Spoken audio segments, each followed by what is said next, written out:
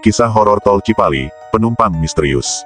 Malam itu, Dimas, seorang sopir travel antar kota, sedang mengemudikan mobilnya melintasi Tol Cipali. Perjalanan sepi karena hanya ada 3 penumpang, seorang ibu-ibu berusia setengah baya, seorang pria parubaya yang duduk di belakang, dan seorang gadis muda di tengah. Langit mendung, dan hujan gerimis mulai turun, menambah suasana mencekam. Dimas sudah sering mendengar cerita-cerita seram tentang Tol Cipali, tapi dia selalu menganggapnya sebagai cerita iseng. Namun, malam itu berbeda. Entah kenapa, udara di dalam mobil terasa dingin, meskipun AC sudah dimatikan. Saat mobil melaju di kilometer 182, tiba-tiba saja lampu-lampu mobil meredup sebentar, lalu kembali normal. Dari kaca spion, Dimas melihat si gadis muda menatap lurus ke arahnya dengan tatapan kosong, matanya tidak berkedip sama sekali. Dimas mencoba mengabaikan, berpikir mungkin dia hanya lelah. Namun, tak lama kemudian, ibu-ibu yang duduk di sebelahnya mulai berbicara. "Pak, kalau nanti lihat sesuatu di jalan, jangan berhenti ya." Suaranya terdengar berat, seperti bukan suara manusia. Dimas mulai merasa ada yang tidak beres. Dia menoleh sedikit ke samping, dan alangkah terkejutnya dia ketika melihat wajah ibu-ibu itu berubah menjadi pucat, hampir seperti mayat, lehernya seperti ada bekas cekikan. "Bu, ibu nggak apa-apa?" tanya Dimas dengan suara gemetar. Namun, ibu itu tidak menjawab, dia hanya tertawa pelan. Suara tawanya menggema di dalam mobil. Sementara itu, pria parubaya di belakang mulai berbicara sendiri, seolah sedang mengobrol dengan seseorang yang tidak terlihat. Ketika Dimas menatap ke spion tengah, dia menyadari bahwa penumpangnya tidak hanya 3 orang. Ada satu sosok lain di kursi paling belakang, seorang wanita dengan rambut panjang menutupi wajahnya. Dimas panik, dia menambah kecepatan mobilnya. Tapi semakin dia melaju kencang, semakin berat rasanya mobil itu, seperti ada beban yang menekan. Suara tangisan mulai terdengar dari kursi belakang, bercampur dengan suara tawa ibu-ibu tadi. Di tengah kepanikannya, Dimas melihat seorang wanita berdiri di tengah jalan. Dia berusaha membanting setir untuk menghindar, namun mobilnya kehilangan kendali dan berhenti di bahu jalan. Ketika Dimas menoleh ke belakang, semua penumpangnya sudah menghilang. Kursi-kursi itu kosong, seolah-olah tidak ada seorang pun yang pernah duduk di sana. Dengan tubuh gemetar, Dimas keluar dari mobil. Dia mencoba menghubungi rekannya, tapi tidak ada sinyal. Ketika dia melihat ke sekeliling, sebuah papan kecil di pinggir jalan menarik perhatiannya. Tulisan di papan itu adalah peringatan tentang kecelakaan yang pernah terjadi di lokasi tersebut beberapa tahun lalu.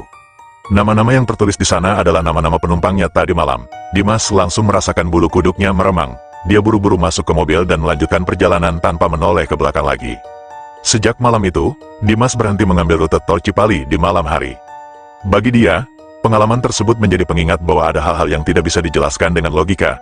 Dan di Tol Cipali, kita tidak pernah tahu siapa penumpang sebenarnya. Setelah kejadian itu, Dimas mencoba menghapus pengalaman menyeramkan itu dari pikirannya. Tapi semakin dia berusaha melupakan, semakin sering dia dihantui mimpi buruk. Dalam mimpinya, dia selalu kembali ke Tol Cipali, di mana penumpang-penumpang itu muncul kembali, menatapnya dengan wajah tanpa ekspresi. Beberapa hari kemudian, Dimas mencoba menceritakan kejadian itu kepada seorang temannya, Andi, yang juga sopir travel. Awalnya, Andi hanya tertawa. "Ah, kamu terlalu capek kali, Mas, Tol Cipali memang banyak cerita. Tapi aku udah sering lewat situ, nggak pernah ada apa-apa," kata Andi santai. Namun, ketika Dimas menyebut nama-nama penumpangnya, Ibu Yanti, Pak Seno, dan Rina, gadis muda itu, wajah Andi mendadak pucat. "Mas, kamu yakin nama-nama mereka itu benar?" "Iya, kenapa?" Dimas balas bertanya. Andi mengambil napas panjang, lalu bercerita, 3 tahun lalu, di kilometer 182, ada kecelakaan parah. Mobil travel tabrakan sama truk. Semua penumpang di mobil itu meninggal di tempat. Dan nama-nama yang kamu sebut tadi, itu nama korban yang ada di berita. Tubuh Dimas langsung dingin. Dia tidak percaya dengan apa yang baru saja didengar. Tapi, mereka nyata. "Andik, aku lihat mereka. Mereka duduk di mobilku." Andi menepuk pundak Dimas. "Itulah yang sering diceritakan orang-orang.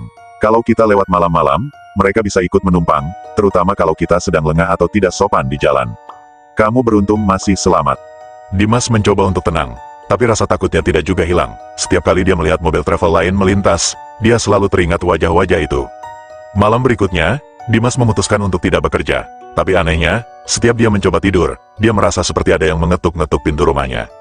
Tok, tok, tok. Dia mengintip dari balik jendela, namun tidak ada siapapun di luar. Setelah beberapa saat, suara itu hilang. Tapi ketika dia berbalik, dia melihat sesuatu yang membuatnya hampir pingsan. Sosok wanita dengan rambut panjang, wajahnya tertutup rambut, berdiri di sudut ruangan. "Waktumu belum habis, Mas," bisik suara serak dari wanita itu. Dimas mencoba berteriak, tapi suaranya tercekat di tenggorokan. Wanita itu melayang mendekatinya, dan sebelum dia sadar, semuanya menjadi gelap. Keesokan harinya, Dimas ditemukan pingsan oleh tetangganya. Mereka mengatakan dia terbaring di lantai ruang tamu dengan wajah pucat dan penuh keringat dingin. Setelah itu, Dimas memutuskan untuk berhenti menjadi sopir dan pindah ke kota lain. Namun, hingga hari ini, cerita tentang tol Cipali dan penumpang misterius itu masih terus menghantui sopir-sopir yang melintas. Karena siapa tahu, di perjalanan malam nanti, giliran Anda yang mendapat penumpang tambahan, setelah Dimas pindah ke kota lain, hidupnya tidak lantas tenang. Walaupun ia tidak lagi bekerja sebagai sopir travel, mimpi buruk tentang tol Cipali terus menghantuinya. Dalam setiap mimpinya, ia selalu kembali ke kilometer 182. Ia melihat penumpang-penumpang itu menatapnya, dan suara tawa seram ibu-ibu itu terus terdengar, menggema di telinganya. Dimas akhirnya memutuskan untuk menemui seorang paranormal yang terkenal bisa membantu orang-orang yang mengalami gangguan makhluk halus. Paranormal itu, Pak Raji, menyambutnya dengan tenang setelah Dimas menceritakan semua pengalamannya. Mas Dimas, apa yang kamu alami bukan hanya kebetulan. Ada sesuatu yang tertinggal darimu di tempat itu, ujar Pak Raji sambil memejamkan matanya. Apa maksudnya, Pak? Sesuatu yang tertinggal. Pak Raji mengambil sebuah mangkuk kecil berisi bunga melati dan air kembang. Ia memulai ritual sederhana, membakar dupa, dan membaca mantra. Tak lama kemudian, ia membuka matanya dengan ekspresi serius. Mas Dimas, di malam itu, ada satu hal yang kamu abaikan. Kamu pernah berhenti di bahu jalan, bukan? Saat itulah mereka menandai kamu. Dimas terdiam, mengingat dengan jelas bagaimana ia kehilangan kendali dan berhenti di kilometer 182. Jadi, mereka mengikuti saya sejak saat itu. Pak Raji mengangguk. Betul, ada satu dari mereka yang masih belum tenang, dan dia merasa kamu bisa membantunya. Rasa takut Dimas semakin menjadi. Bagaimana caranya saya bisa membantu mereka? Pak, saya cuma sopir biasa. Untuk itu, kamu harus kembali ke tempat itu. Tapi kali ini, tidak sendirian, ujar Pak Raji. Meski ragu, Dimas akhirnya setuju. Ia bersama Pak Raji dan seorang asisten paranormal pergi ke kilometer 182 di tol Cipali pada malam hari. Setibanya di sana, suasana terasa sangat berbeda. Udara dingin menyelimuti mereka, meski malam itu tidak berangin. Pak Raji segera memulai ritual. Ia menyalakan dupa dan menaruhnya di bahu jalan. Ia memanggil arwah-arwah yang mungkin masih berada di sana. Tidak butuh waktu lama, bayangan kabur mulai terlihat di kejauhan. Sosok seorang wanita berambut panjang perlahan mendekat. Wajahnya tidak lagi menakutkan, tetapi penuh dengan kesedihan. Ia menatap Dimas dengan mata yang basah. Kenapa kamu tidak menyelamatkanku malam itu? Ujar wanita itu dengan suara lirih. Dimas gemetar. Aku tidak tahu. Aku tidak bisa melakukan apa-apa. Wanita itu tersenyum kecil. Aku tahu kamu tidak bersalah, tapi aku ingin seseorang tahu bagaimana aku pergi. Aku, korban tabrak lari, supir yang menabrakku belum dihukum. Pak Raji menengahi. Tenanglah, kami akan membantu mencari keadilan untukmu. Setelah itu, wanita itu perlahan menghilang. Suasana menjadi lebih ringan, dan Dimas merasa beban di pundaknya sedikit terangkat. Beberapa minggu kemudian, dengan bantuan Pak Raji, informasi tentang kecelakaan di kilometer 182 terkuak kembali. Sopir truk yang menabrak korban akhirnya ditemukan dan dimintai pertanggungjawaban. Dimas merasa lega, tetapi ia tetap berjanji pada dirinya sendiri untuk tidak pernah lagi melintasi tol Cipali di malam hari, karena ia tahu, tidak semua penumpang misterius sebaik yang ia temui terakhir kali. Dan tol Cipali tetap menyimpan cerita-cerita seram yang mungkin akan terus hidup, bersama dengan mereka yang tidak pernah benar-benar pergi. Meski kasus tabrak lari itu telah diselesaikan, Dimas merasa hidupnya masih dihantui. Mimpi-mimpi buruk tentang tol Cipali tidak sepenuhnya hilang. Setiap malam, ia sering mendengar bisikan samar di telinganya, suara yang memanggil namanya dengan nada pelan namun jelas. Mas Dimas, Mas Dimas, suara itu semakin sering terdengar. Bahkan ketika ia sedang terjaga, Dimas mulai merasa bahwa ada sesuatu yang belum selesai, meski ia tidak tahu apa. Sampai suatu malam, ia kembali bermimpi. Kali ini, ia melihat dirinya berada di mobil travel seperti malam itu. Jalanan gelap, lampu mobil berkedip-kedip, dan suara tawa seram ibu-ibu itu kembali terdengar. Namun, ada sosok baru yang muncul di kursi belakang.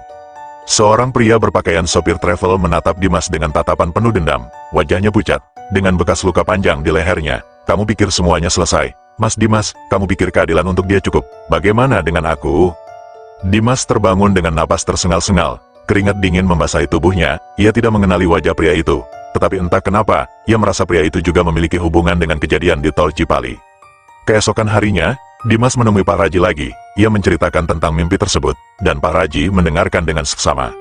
Ada banyak arwah yang tertinggal di tol Cipali. Mas Dimas, mungkin yang datang kali ini adalah sosok lain yang merasa belum mendapat perhatian. Bisa jadi, dia adalah salah satu korban kecelakaan di sana, ujar Pak Raji. Dimas semakin tertekan. Ia merasa seolah-olah tol Cipali telah menjadi bagian dari hidupnya, sebuah bayang-bayang gelap yang tidak bisa ia tinggalkan. Apa yang harus saya lakukan, Pak? Tanya Dimas putus asa. Pak Raji memejamkan mata, mencoba merasakan energi dari cerita Dimas. Setelah beberapa saat, ia berkata, kita harus mencari tahu siapa pria itu. Jika dia adalah korban, mungkin dia ingin kisahnya juga terungkap.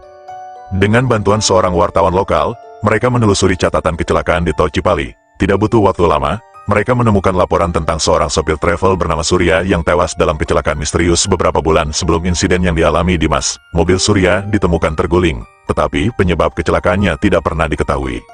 Dimas langsung mengenali nama itu. Dalam mimpinya, pria itu memang memperkenalkan dirinya sebagai Surya. Aku hanya ingin tahu, kenapa aku mati? Bisikan itu kembali terngiang di telinga Dimas. Dimas, Pak Raji, dan wartawan itu memutuskan untuk kembali ke tol Cipali. Kali ini, mereka melakukan ritual untuk memanggil Surya. Saat malam tiba, suasana menjadi mencekam, angin bertiup kencang, dan suara langkah kaki samar terdengar di sekitar mereka. Sosok Surya muncul, kali ini lebih jelas dari sebelumnya. Wajahnya penuh kesedihan. Ia menceritakan bahwa pada malam kematiannya, ia dipepet oleh sebuah mobil hitam yang memaksanya keluar jalur. Mereka pikir aku akan menyerah begitu saja, tapi aku ingin kamu tahu, Mas Dimas, mobil itu masih sering melintas di jalan ini. Mereka adalah bagian dari sesuatu yang lebih besar, kata Surya sebelum menghilang. Kata-kata itu membuat Dimas semakin takut. Apakah mereka yang dimaksud Surya adalah orang-orang yang terlibat dalam kejahatan, atau sesuatu yang lebih gelap? Hingga kini, Dimas tidak pernah mendapat jawaban pasti, tapi ia tahu satu hal, tol Cipali tidak hanya menjadi saksi bisu kecelakaan, tetapi juga tempat bagi rahasia kelam yang belum terungkap. Dan bagi siapapun yang melintas di sana, terutama di malam hari, pastikan untuk selalu berhati-hati. Karena mungkin saja, Anda akan bertemu dengan mereka yang masih mencari keadilan, atau hanya ingin menumpang sekali lagi. Dimas merasa tidak tenang setelah pertemuannya dengan arwah Surya. Kata-kata, sesuatu yang lebih besar, terus terngiang di pikirannya. Meski takut, ia merasa bahwa ini adalah sebuah panggilan, ia tidak bisa berhenti sampai semua rahasia terungkap. Beberapa minggu kemudian, wartawan yang bekerja sama dengan Dimas membawa kabar mengejutkan. Berdasarkan investigasinya, mobil hitam yang disebutkan oleh Surya pernah dikaitkan dengan serangkaian insiden mencurigakan di tol Cipali. Beberapa saksi melaporkan mobil itu sering terlihat melaju dengan kecepatan tinggi, memepet kendaraan lain hingga kecelakaan, lalu menghilang begitu saja. Ada desas-desus kalau mobil itu dikendarai oleh orang yang terkait dengan organisasi gelap, ujar wartawan tersebut. Dimas semakin gelisah. Ia merasa bahwa cerita ini lebih besar dari sekadar misteri arwah gentayangan. Bersama wartawan dan Pak Raji, Dimas memutuskan untuk melakukan perjalanan terakhir ke tol Cipali untuk mengakhiri semua ini. Malam itu, mereka berangkat menggunakan mobil travel yang sama seperti dulu. Suasana tegang menyelimuti perjalanan. Dimas memegang kemudi dengan hati-hati, sementara Pak Raji mempersiapkan perlengkapan ritual di kursi belakang. Saat mereka mencapai kilometer 182, tiba-tiba lampu mobil meredup, mesin mulai tersendat-sendat, dan hawa dingin menyelimuti mereka. Dimas menghentikan mobil di bahu jalan. Mereka akan datang, ujar Pak Raji sambil menyalakan dupa dan membaca mantra pelindung.